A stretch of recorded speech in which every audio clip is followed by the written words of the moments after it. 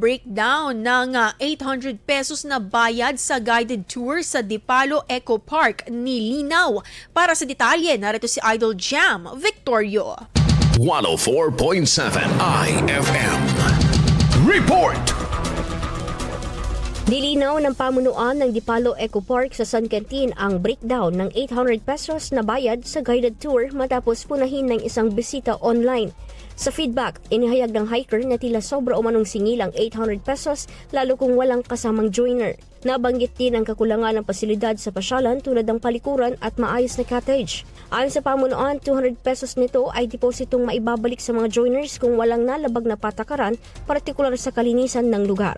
Ang iba pang bahagi ng bayad ay nakalaan para sa tour guide na may responsibilidad sa kaligtasan ng mga hikers at pagpapanatili ng kaayusan, kabilang ang paggamit ng radio communication equipment at first aid kit. Ibinabati ng pamunuan ng layunin ng tour fee ay pairali ng responsableng pagbisita sa Eco Park habang pinapaunlad ang pasilidad at serbisyo.